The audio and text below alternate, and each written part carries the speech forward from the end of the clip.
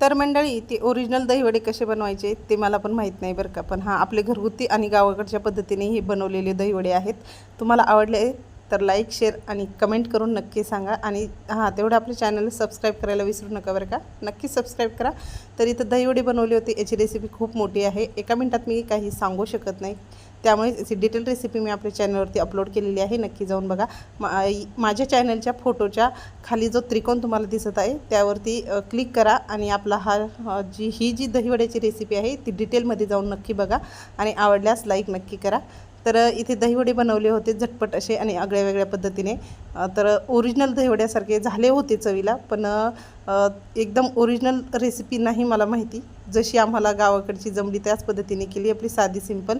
आवडली तर like, share आणि सबस्क्राईब नक्की करा. आणि आम्ही बनवले होते ते एकदम ओरिजिनल दहीवड्यासारखे, जसे की आपण ठेल्यावर खातो तसेच झाले होते. तुम्ही पण बनवा, खा आणि जाता जाता सबस्क्राईब करा.